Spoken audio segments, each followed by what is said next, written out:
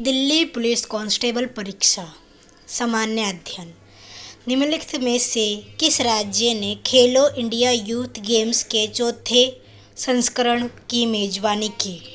ए Karnataka, B Haryana, सी Telangana, D Assam. तो इसका answer है बी हरियाणा। खेलो इंडिया यूथ गेम्स 2021 के चौथे संस्करण की मेजबानी हरियाणा द्वारा 4 से 13 जून 2022 तक पंचकुला के ताऊ देवी लाल स्टेडियम में की गई थी। इसमें हरियाणा ने कुल 137 पदक जीते, जिसमें से 52 गोल्ड, 29 सिल्वर और 46 पीतल के थे। दूसरे स्थान पर महाराष्ट्र ने कुल 125 पदक जीते और तीसरे स्थान पर कर्नाटक ने 67 पदक जीते। खेलो इंडिया यूथ गेम्स का छठवां संस्करण 2024 में महाराष्ट्र पहले स्थान पर था। सेकंड क्वेश्चन, भारत से पहले किस देश ने नीति निर्माण उद्देश्य के लिए पंचवर्षीय योजना शुरू की थी? A Germany, B Great Britain, C सोवियत संघ, डी संयुक्त राज्य अमेरिका। तो इसका आंसर है सी सोवियत संघ। नीति निर्माण के लिए पंचवर्षीय योजना सबसे पहले सोवियत संघ ने शुरू की थी। जोसेफ स्टालिन वर्ष 1928 में सोवियत संघ में पंचवर्षीय योजना लागू करने वाले पहले व्यक्ति थे। आज़ादी के बाद भारत ने 1951 में अपनी पहली पंचवर्षीय योजना शुरू की थी, जो प्रधानमंत्री जवाहरलाल नेहरू के समाजवादी प्रभाव से बनी थी। और इस पहली पंचवर्षीय योजना में कृषि उत्पादन को बढ़ावा दिया गया था। मोहनजोदड़ो के विशाल स्नानागार की खुदाई निम्नलिखित में से किस क्षेत्र में की गई थी?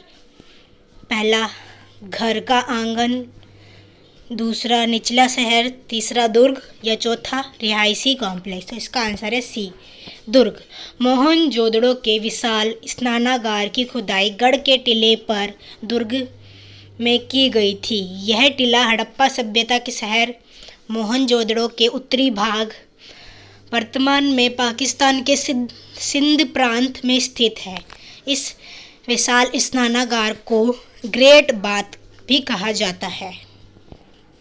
चौथा क्वेश्चन, इब्न बतूता की यात्रा पुस्तक, जिसे रिहाला कहा जाता है, मूल रूप से डैश भाषा में लिखित है? उर्दू, अरबी, प्राकृत, फारसी। तो इसका आंसर है बी अरबी।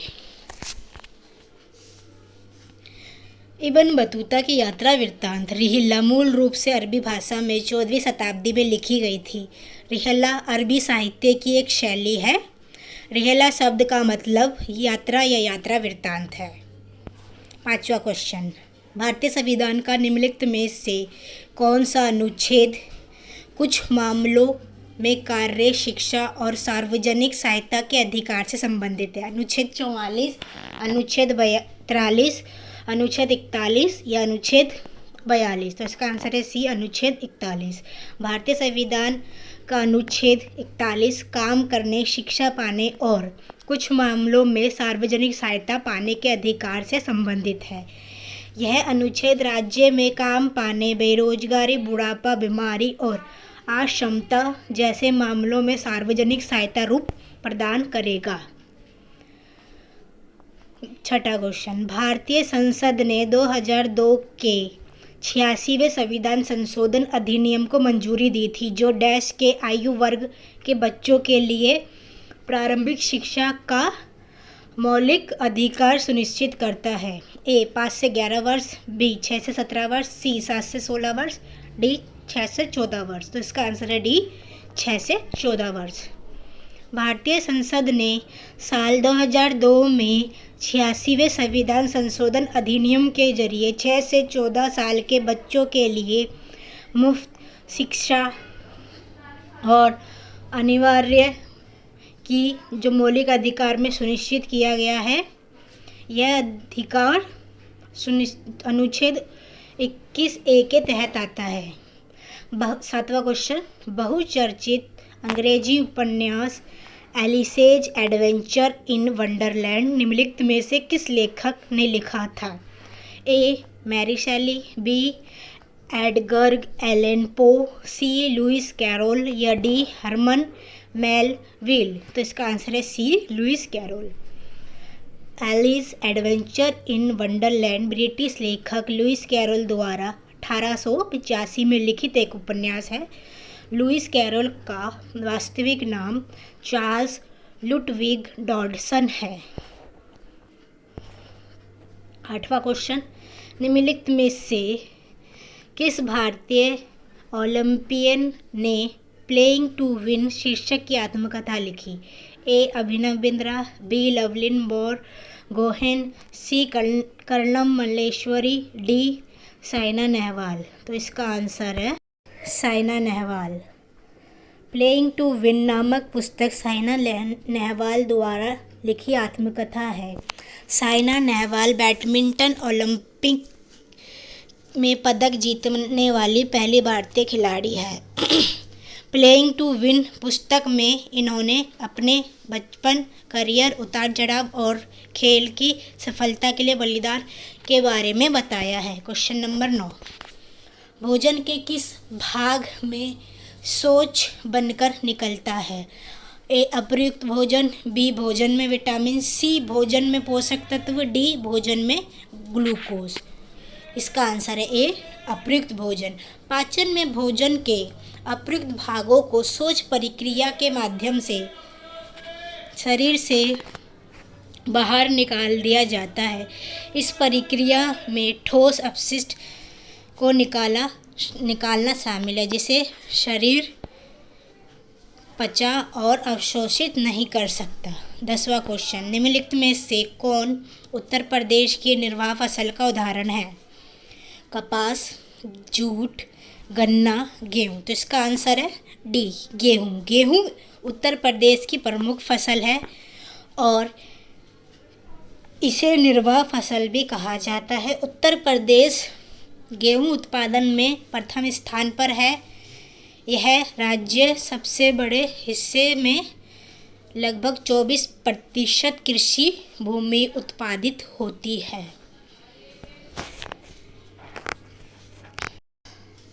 उस्ताद अल्लाह रखा साबिर खान, पंडित किशन महाराज और पंडित ज्ञान प्रकाश घोष का किस वाद्य यंत्र से संबंध है? ए. शहनाई, बी. मृदंगम, सी. वायलिन या डी. तबला। तो इसका आंसर है डी. तबला। उस्ताद अल्लाह रखा, जाकिर हुसैन, साबिर खान, किशन महाराज, पंडित ज्ञान प्रकाश घोष और अनुराधा पाल तबला वाद्य यंत्र से संबंधित प्रसिद्ध वादक है। तबला भारतीय संगीत में प्रयोग होने वाला पहला वाद्य है, जो प्रमुख रूप से दक्षिण एशियाई देशों में बहुत प्रचलित है।